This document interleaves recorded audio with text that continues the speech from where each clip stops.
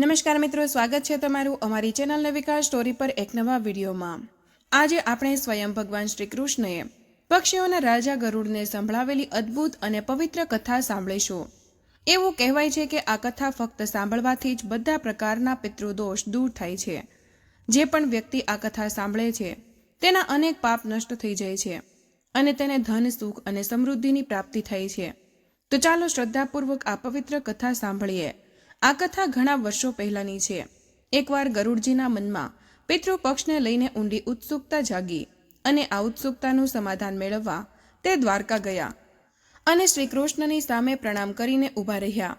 ભગવાન શ્રીકૃષ્ણ તેમને પ્રેમથી પોતાની પાસે બેસવા કહ્યું।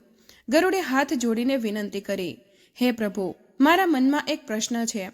કૃપા કરીને જણાવો કે પિતૃપક્ષમાં પિતૃઓની પૂજા કરવાથી શું ફળ મળે છે અને આ પવિત્ર દિવસોમાં પિતૃઓને પ્રસન્ન કરવા માટે કયા ઉપાય કરવા જોઈએ? ભગવાન શ્રી કૃષ્ણએ હસીને કહ્યું, હે ગરુડ, તે ખૂબ જ સારો પ્રશ્ન પૂછ્યો છે। ખરેખર આ પ્રશ્નમાં સમગ્ર માનવ જાતિનું કલ્યાણ સમાયેલું છે। જે વ્યક્તિ શ્રદ્ધાથી પિતૃઓને સંતુષ્ટ કરે છે તેના જીવનના બધા જ દુઃખ આપોઆપ દૂર થઈ જાય છે। પિતૃઓની પૂજા કરવાથી પૂર્વજોના આશીર્વાદ મળે છે। આ સંબંધમાં એક પ્રાચીન કથા પ્રચલિત છે જે હું તને સંભળાવું છું। તેને ધ્યાનપૂર્વક સાંભળજે। જે પણ આ કથા શ્રદ્ધાપૂર્વક સાંભળે છે કે સંભળાવે છે તેના બધા જ પિતૃદોષ દૂર થાય છે અને તેના પર પિતૃઓની કૃપા હંમેશા બની રહે છે। ગરુડે ઉત્સુકતાથી કહ્યું, હે પ્રભુ, તમારા મુખેથી આ કલ્યાણકારી કથા સાંભળવા હું અત્યંત આતુર છું। કૃપા કરીને મને આ કથા વિસ્તારપૂર્વક સંભળાવો। હું આ પવિત્ર કથાને લોકો સુધી પહોંચાડીશ। મિત્રો, વિડીયોમાં આગળ વધતા પહેલા એક નાની વિનંતી છે કે વિડીયોમાં અંત સુધી જોડાયેલા રહેજો અને વિડીયોને લાઇક, શેર કરી અમારી ચેનલને સબસ્ક્રાઇબ જરૂર કરી દેજો। શ્રી કૃષ્ણએ કહ્યું કે, હે ગરુડ, એક સમયે રુચિ નામના એક પરાક્રમી રાજા હતા। એક દિવસ તેમણે સંસારના બધા મોહમાયાનો ત્યાગ કરવાનો નિર્ણય લીધો। તેણે પોતાનું રાજપાટ અને બધી ભૌતિક સંપત્તિ છોડી દીધી અને વૈરાગ્ય અપનાવી લીધો। તે બ્રહ્મચર્યનું પાલન કરતા તપસ્વી જીવન જીવવા લાગ્યા। રાજા રુચિ ઘર પરિવાર છોડીને વનમાં સાધુની જેમ રહેવા લાગ્યા। તેઓ દિવસમાં માત્ર એકવાર ભોજન કરતા અને બાકીનો સમય તપશ્ચર્યા અને પ્રભુ ચિંતનમાં લીન રહેતા હતા। રાજા રુચિના આ કઠોર જીવનથી તેના પિતૃઓ ખૂબ જ ચિંતિત થઈ ગયા। સ્વર્ગલોકમાં રહેતા તેમના પૂર્વજો આ જોઈને દુઃખી થયા કે તેમનો વંશજ સંસાર ત્યાગીને સંન્યાસી બની ગયો છે। પોતાના વંશને આ રીતે સમાપ્ત થતો જોઈને પિતૃઓને ડર લાગ્યો। તેઓ વિચારવા લાગ્યા કે જો રુચિ લગ્ન નહીં કરે અને તેને સંતાન નહીં થાય તો તેમનો વંશ અહીં જ સમાપ્ત થઈ જશે। પછી પિતૃઓને પિંડદાન અને શ્રાદ્ધ કોણ કરશે? આ ચિંતાથી વ્યાકુળ થઈને પિતૃઓએ નક્કી કર્યું કે તેઓ પોતે પૃથ્વી પર જઈને પોતાના વંશજને સમજાવશે જેથી તે વૈરાગ્ય છોડીને ગૃહસ્થ જીવન અપનાવી લે। થોડા સમય પછી ઋષિ બનેલા રાજા રુચિ વનમાં એકાંતમાં તપશ્ચર્યા કરી રહ્યા હતા। ત્યાં અચાનક એક દિવ્ય પ્રકાશ પ્રગટ થયો અને 4 તેજસ્વી પુરુષો ત્યાં આવ્યા। આ દિવ્ય આત્માઓને જોઈને રુચિની તપશ્ચર્યા તૂટી ગઈ। તેમણે વિસ્મય કે આંખો ખોલી અને આવા અલૌકિક મહેમાનોને જોઈને તરત જ ઊભા થઈને તેમના ચરણોમાં પ્રણામ કરવા લાગ્યા। તેમને વિનમ્ર સ્વરે પૂછ્યું, હે મહાન આત્માઓ, આપ કોણ છો અને મારી સામે પ્રગટ થવાનું શું કારણ છે?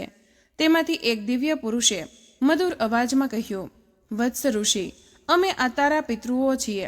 તારું વર્તમાન જીવન જોઈને અમે ખૂબ જ દુઃખી છીએ, તેથી તને મળવા આવ્યા છીએ। એક પિતૃએ ગંભીર સ્વરે કહ્યું, હે પુત્ર, અમે તારા જીવનના માર્ગથી સંતુષ્ટ નથી કારણ કે તે હજુ સુધી લગ્ન નથી કર્યા। કહે, તે ગૃહસ્થ જીવનથી મોઢું કેમ ફેરવી લીધું? લગ્ન કરવું અને ગૃહસ્થ આશ્રમમાં પ્રવેશ કરવો એ માનવ જીવનનું સૌથી મોટું કર્તવ્ય છે। ગૃહસ્થ આશ્રમ તો સ્વર્ગ અને મોક્ષની પ્રાપ્તિનો શ્રેષ્ઠ માર્ગ માનવામાં આવ્યો છે। ગૃહસ્થ બન્યા વગર મનુષ્ય પોતાના બધા કર્તવ્યોનું પાલન કરી શકતો નથી અને મોક્ષ પણ મેળવી શકતો નથી। બીજા પિતૃએ સમજાવતા કહ્યું કે, હે પુત્ર, ગૃહસ્થ જીવનમાં રહીને જ મનુષ્ય દેવતાઓ, પિતૃઓ, ઋષિઓ અને મહેમાનોની સેવા કરી શકે છે। જે વ્યક્તિ ઘરમાં રહીને યજ્ઞ કરે છે, દેવતાઓને સ્વાહા કહીને હવિષ્ય પર અર્પણ કરે છે અને પિતૃઓ માટે સ્વધા કહીને તર્પણ કરે છે, તે જ પોતાના દેવ ઋણ અને પિતૃ ઋણમાંથી મુક્ત થાય છે। તેવી જ રીતે ગૃહસ્થ પોતાના ઘરે આવેલા મહેમાનોને અન્ન જળ આપીને સંતુષ્ટ કરે છે અને દાન પુણ્ય કરે છે, તો ઋષિ ઋણ અને માનવ ઋણ પણ ચૂકવી દે છે.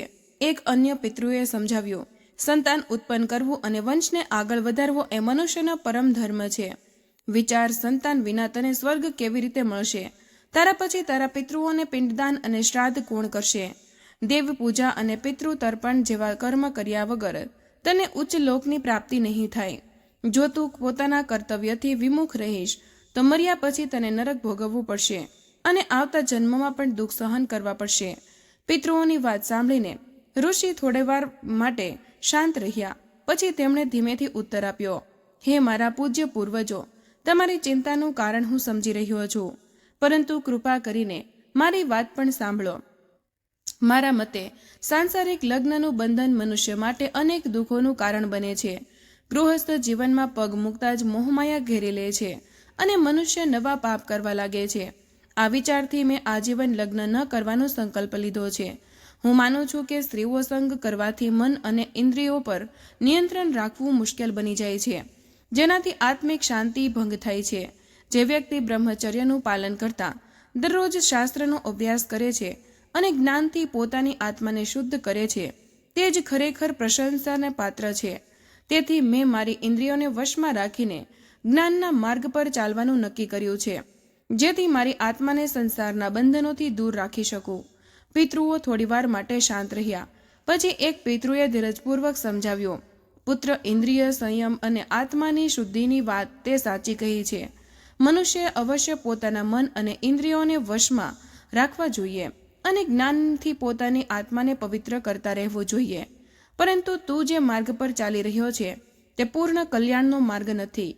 શાસ્ત્રોમાં જે કર્મનો ઉલ્લેખ છે તેનો ત્યાગ કરવો યોગ્ય નથી. યજ્ઞ, દાન, તપ જેવા શુભ કર્મ જો નિષ્કામ ભાવથી કરવામાં આવે તો તે બંધન નથી બનતા, પરંતુ પાપોનો નાશ કરે છે. હવે તારા તર્કનો જવાબ સાંભળ. શાસ્ત્રોમાં પુરુષને લગ્ન કરવા અને ગૃહસ્થ આશ્રમ અપનાવવાનો આદેશ આપવામાં આવ્યો છે. જો તું લગ્ન નહીં કરે તો તને મોક્ષ કેવી રીતે મળશે? સંતાન વિના ન તને સ્વર્ગની પ્રાપ્તિ થશે, ન અમને તર્પણ મળશે. સંતાન દ્વારા કરવામાં આવેલો શ્રાદ્ધથી જ પિતૃઓને તૃપ્તિ મળે છે અને વંશ આગળ વધે છે. તેથી હે પુત્ર, વિધિપૂર્વક લગ્ન કર અને સંતાન ઉત્પન્ન કર.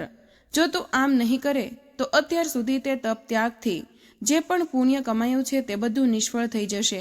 અમારો વંશ નષ્ટ થવાથી અમે પિતૃઓ પણ અતૃપ્ત રહી જઈશું. ફક્ત સંતાન પ્રાપ્તિને અને તેનું યોગ્ય પાલન પોષણ કરીને જ તું અમને સંતુષ્ટ કરી શકે છે. પિતૃઓના અતર્કપૂર્ણ શબ્દોએ ઋષિ રુચિનું હૃદય બદલી નાખ્યું. તેમણે અનુભવ કર્યો કે ખરેખર તેમના પૂર્વજો સાચું કહી રહ્યા હતા. ઘણો વિચાર કર્યા પછી અંતે તેમણે નક્કી કર્યું કે પોતાના પિતૃઓને પ્રસન્ન કરવા માટે ગૃહસ્થ જીવન અપનાવવું જ યોગ્ય છે. ત્યાર પછી ઋષિ રુચિએ હાથ જોડીને પિતૃઓને વિનંતી કરી, હે પિતૃદેવો, તમે મને સાચો માર્ગ બતાવ્યો છે. હવે હું ગૃહસ્થ જીવન અપનાવવા માટે તૈયાર છું અને લગ્ન કરવાનો સંકલ્પ લઉં છું. પરંતુ એક સમસ્યા છે. મારી ઉંમર હવે ઘણી વધી ગઈ છે. મારા જેવા વૃદ્ધ અને તપસ્વી વ્યક્તિને કોણ પોતાની દીકરી આપશે? કઈ દીકરીના માતા પિતા મારી સાથે તેનું લગ્ન કરાવવા માટે તૈયાર થશે? આ વિચારીને મારા મનનો સંકોચ થઈ રહ્યો છે. પિતૃઓએ જવાબ આપ્યો, પુત્ર, તું ફક્ત પોતાનું કર્તવ્ય નિભાવવાનો પ્રણ કર. માર્ગ આપોઆપ નીકળી આવશે. જો તું અમારા વચનો નહીં માને તો અમારું પતન નિશ્ચિત છે અને તારી પણ અધોગતિ થશે. એવું ન વિચાર કે કન્યા કોણ આપશે. યાદ રાખ, ઈશ્વર તે લોકોની મદદ કરે છે જેઓ પોતાની જવાબદારી નિભાવવા માટે તૈયાર હોય છે. આટલું કહીને ચારેય દિવ્ય પિતૃઓ એક ક્ષણમાં અદ્રશ્ય થઈ ગયા. પિતૃઓ અદ્રશ્ય થતાં જ ઋષિ રુચિ વનમાં એકલા રહી ગયા. હવે તેમની સામે સૌથી મોટી મુશ્કેલી પોતાના માટે એક યોગ્ય જીવનસાથી શોધવાની હતી. તેમણે સંકલ્પ તો કરી લીધો હતો, પરંતુ મનમાં શંકા અને ચિંતા ઊભી થઈ રહી હતી કે આ કાર્ય કેવી રીતે પૂર્ણ થશે. ઋષિ રુચિએ ઘણા સ્થળોએ ફરીને પોતાના માટે પત્ની શોધવાનો ખૂબ જ પ્રયાસ કર્યો, પરંતુ દરેક જગ્યાએ નિરાશા જ મળી. તેમની વૃદ્ધાવસ્થા અને તપસ્વી જીવન જોઈને કોઈ પણ તેમને કન્યા આપવા તૈયાર નહોતું. સમય જતાં તેમની નિરાશા વધતી ગઈ, પરંતુ તેમણે હિંમત ન હારી. પિતૃઓના વચનો તેમને વારંવાર યાદ આવતા અને તેમનું હૃદય દુઃખી થઈ ઉઠતું. તેમ છતાં તેઓ સતત પ્રયત્ન કરતા રહ્યા. આખરે ઘણો વિચાર કર્યા પછી ઋષિ રુચિ આ નિષ્કર્ષ પર પહોંચ્યા કે હવે ફક્ત ઈશ્વર જ તેમની મદદ કરી શકે છે. તેમણે નક્કી કર્યું કે સૃષ્ટિ કરતા ભગવાન બ્રહ્માની આરાધના કરવામાં આવે. આ વિચારીને તેઓ ગીચ વનમાં એકાંત સ્થળે તપશ્ચર્યા કરવા બેસી ગયા. ઋષિ રુચિએ દ્રઢ સંકલ્પ સાથે તપ શરૂ કર્યો. તેમની તપશ્ચર્યા દિવસે ને દિવસે વધુ કઠોર થતી ગઈ. તેમણે 100 વર્ષ સુધી ઘોર તપશ્ચર્યા કરી. તેમની તપશ્ચર્યાથી શક્તિ એટલી પ્રબળ હતી કે દેવલોક પણ તેમની ઉર્જાથી કંપવા લાગ્યો. અંતે તેમની ઘોર તપશ્ચર્યાથી પ્રસન્ન થઈને જગતપિતા બ્રહ્મદેવ પ્રગટ થયા. 4 મુખવાળા બ્રહ્માજી પોતાની સંપૂર્ણ દિવ્ય આભા સાથે પ્રગટ થયા અને તેમના આવતા જ આખું વન પ્રકાશથી ઝળહળી ઉઠ્યું. બ્રહ્માજીના દર્શન પામીને ઋષિ રુચિ ખૂબ જ આનંદિત થયા અને તરત જ ઊભા થઈને આદરપૂર્વક બ્રહ્મદેવને પ્રણામ કર્યા. બ્રહ્માજીએ પ્રસન્ન થઈને કહ્યું, હે રુચિ, તારે તપશ્ચર્યાએ મને સંતુષ્ટ કર્યો છે. તારી લગન અને ધીરજ અનુકરણીય છે. કહે, પુત્ર, તારી શું ઈચ્છા છે? જે પણ તારા હૃદયમાં હોય નિસંકોચ મને કહે, હું તારી ઈચ્છા પૂર્ણ કરીશ. ભગવાન બ્રહ્માના મધુર શબ્દો સાંભળીને ઋષિ રુચિની આંખોમાં શ્રદ્ધાના આંસુ આવી ગયા. તેમણે એમને હાથ જોડીને વિનમ્ર સ્વરે કહ્યું, હે જગતપિતા, તમારા દર્શન માત્રથી મારું જીવન સફળ થઈ ગયું. મારા પિતૃઓએ મને વંશ ચલાવવા માટે સંતાન ઉત્પન્ન કરવા કહ્યું છે, પરંતુ મને યોગ્ય પત્ની મળી રહી નથી. મારા બધા પ્રયાસો નિષ્ફળ રહ્યા છે. કૃપા કરીને તમે જ કોઈ ઉપાય બતાવો અથવા સ્વયં મને કોઈ યોગ્ય કન્યા પ્રદાન કરો, જેથી લગ્ન કરી હું સંતાન ઉત્પન્ન કરી શકું. બ્રહ્માજીએ હસીને જવાબ આપ્યો, હે ઋષિવર, તારા પિતૃઓએ તારા માટે જે માર્ગ સૂચવ્યો છે તે યોગ્ય છે. તું ચિંતા ન કર, તને જલ્દી જ એક આદર્શ પત્ની મળશે. સાંભળ, આગળ જતા તું પોતે જ પ્રજાપતિના પદને શોભાવીશ અને તારા દ્વારા અનેક પ્રજાઓનું પાલન પોષણ થશે. હવે હું તને એક ઉપાય બતાવું છું. તું મનમાં પોતાની ઈચ્છા દ્રઢ રાખીને પોતાના પિતૃઓની શ્રદ્ધાપૂર્વક પૂજા કર. શ્રાદ્ધ અને તર્પણ દ્વારા પોતાના પિતૃઓને પ્રસન્ન કર. તેઓ પ્રસન્ન થઈને તારી આ ઈચ્છા અવશ્ય પૂર્ણ કરશે અને તને ઉત્તમ ગુણોવાળી પત્નીનું વરદાન આપશે. આમ કહીને ભગવાન બ્રહ્મા અદ્રશ્ય થઈ ગયા. બ્રહ્માજીના જતા જ ઋષિ રુચિએ તેમની આજ્ઞા મુજબ તરત જ પોતાના પિતૃઓને પ્રસન્ન કરવાના ઉપાય શરૂ કરી દીધા. ઋષિ રુચિ નજીક વહેતી એક નદીના કિનારે પહોંચ્યા. ત્યાં તેમણે સ્નાન કરી સ્વચ્છ વસ્ત્રો પહેર્યા. પછી એકાંતમાં કુશા બિછાવીને આસન લગાવ્યું અને પોતાના પિતૃઓ માટે તર્પણ કર્યું. તેમણે અંજલિમાં જળ ભરીને સૂર્યદેવ તરફ મુખ કરીને મંત્રોચ્ચાર સાથે જળ અર્પણ કર્યું અને પિતૃઓનું આહ્વાન કર્યું. ત્યાર પછી એકાગ્રચિત થઈને તેઓ શાંતિથી ત્યાં બેસી ગયા અને પિતૃદેવની મહિમાનું સ્મરણ કરતા તેમને સ્મૃતિ કરવા લાગ્યા. શ્રી કૃષ્ણ ગરુડને કહે છે કે, હે ગરુડ, મહાત્મા રુચિએ તે સમયે પિતૃઓની જે સ્તુતિ ગાઈ તેને દરેક મનુષ્ય ધ્યાનપૂર્વક સાંભળવી જોઈએ. કહેવાય છે કે આ સ્તુતિ માત્ર સાંભળવાથી જ બધા દુઃખો અને દોષોનો નાશ થઈ જાય છે. જે તેને એકવાર પણ સાંભળી લે છે તેના અનેક પાપ દૂર થાય છે અને તેને પિતૃઓના આશીર્વાદ મળે છે. તેથી તું પણ ધ્યાનપૂર્વક આ સ્તુતિ સાંભળ, તો જ તને આ કથાનું પૂર્ણ ફળ મળશે. ઋષિ રુચિએ હાથ જોડીને આકાશ તરફ જોતા ભક્તિભાવથી પ્રાર્થના કરી. જે દેવતા રૂપમાં બધે હાજર છે અને જેને શ્રાદ્ધના સમયે દેવતાઓ દ્વારા સ્વધા ઉચ્ચારણ દ્વારા તૃપ્ત કરવામાં આવે છે, તે બધા પિતૃઓને મારા કોટી કોટી નમન. જે પિતૃઓ અગ્નિશ્વાત, બરહિષદ, આજબ અને સોમપ કહેવાય છે, તે બધા મારા દ્વારા કરવામાં આવેલા આ શ્રાદ્ધથી સંતુષ્ટ થાય. અગ્નિશ્વત પિતૃઓ મારા પૂર્વ દિશાની રક્ષા કરે. બહિર્હિષદ પિતૃ હંમેશા દક્ષિણ દિશાથી મારી રક્ષા કરે. આજબ પિતૃ પશ્ચિમ દિશાની અને સોમપ પિતૃ ઉત્તર દિશાની રક્ષા કરે. બધા પિતૃઓ અમારા પર કૃપા રાખે અને અમને રાક્ષસ, ભૂત, પ્રેત, પિશાચ જેવી દુષ્ટ શક્તિઓથી બચાવે.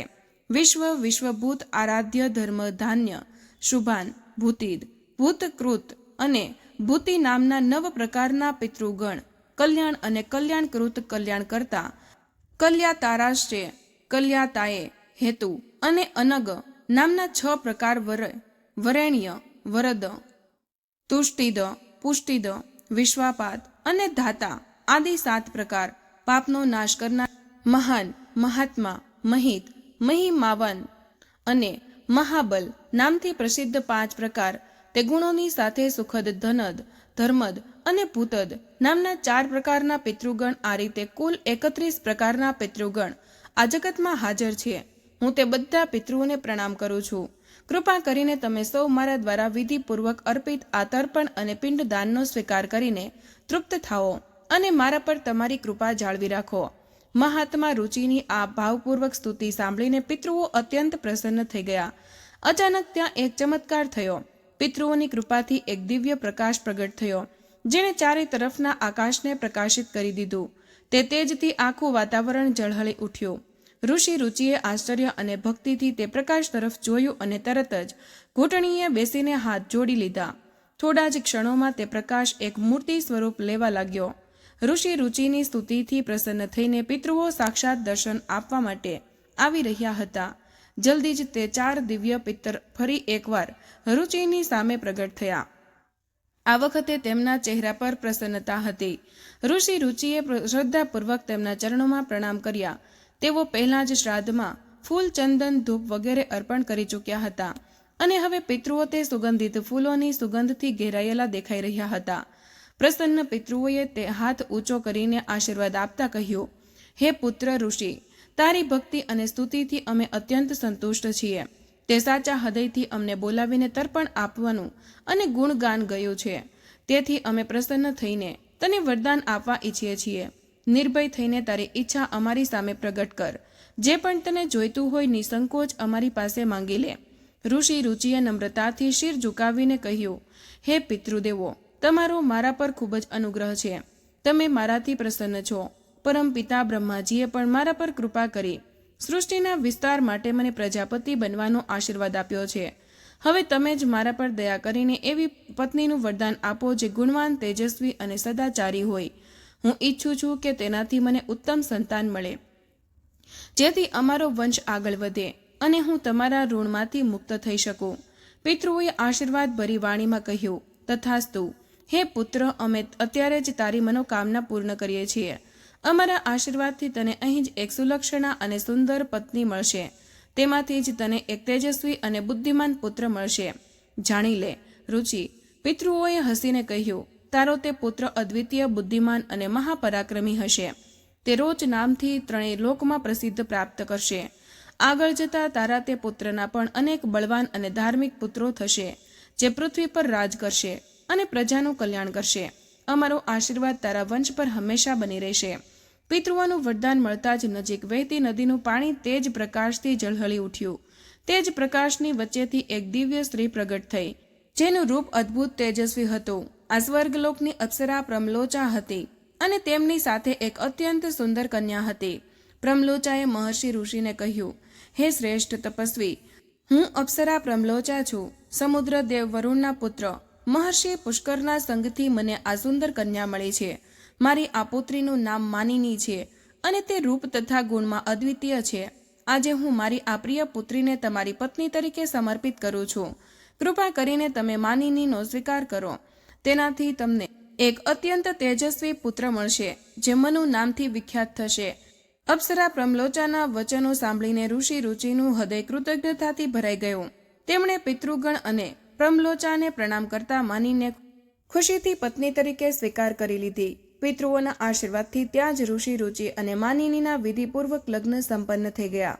દેવતાઓ પ્રસન્ન થઈને ફૂલોની વર્ષા કરી અને વરવધુને આશીર્વાદ આપ્યા. પ્રમલોચાએ પોતાની પુત્રીને ગળે લગાવીને વિદાય આપી અને પિતૃઓ પણ વરવધુને આશીર્વાદ આપીને પોતાના લોક પાછા ફર્યા. થોડા સમય પછી માનિનીએ એક અત્યંત તેજસ્વી પુત્રને જન્મ આપ્યો, જેનું નામ મનુ રોચ્ય રાખવામાં આવ્યું. તે યુવાન થઈને પોતાની બુદ્ધિ અને પરાક્રમથી 3 લોકમાં પોતાના કુળની કીર્તિ ફેલાવી અને પોતાના કુળનું ગૌરવ વધાર્યું. આ રીતે રાજા ઋષિનો વંશ આગળ વધ્યો અને તેમના પિતૃઓ સંપૂર્ણપણે તૃપ્ત અને સંતુષ્ટ થયા. મિત્રો, આ કથાથી સ્પષ્ટ થાય છે કે પિતૃઓની પૂજા અને શ્રાદ્ધ કર્મનું જીવનમાં ખૂબ જ મહત્વ છે. પિતૃ પક્ષ દરમિયાન આપણે આપણા દિવંગત પૂર્વજોને શ્રદ્ધાપૂર્વક યાદ કરીને તર્પણ કરવું જોઈએ, જેથી પિતૃઓ પ્રસન્ન થઈને આશીર્વાદ આપે અને જીવનના દુઃખો દૂર થાય. આ જ છે પિતૃપક્ષની તે દિવ્ય કથા જે ભગવાન શ્રી કૃષ્ણે ગરુડને સંભળાવી હતી. આ કથા સાંભળવાથી બધા પિતૃદોષ શાંત થઈ જાય છે અને પરિવારમાં સુખ સમૃદ્ધિ આવે છે. તો મિત્રો, આજનો વિડીયો અહીં પૂર્ણ કરીએ છીએ. આજની આ કથા કેવી લાગી અને આ વિડીયો તમે કયા શહેરમાંથી સાંભળી રહ્યા છો તે કમેન્ટમાં જરૂર જણાવજો.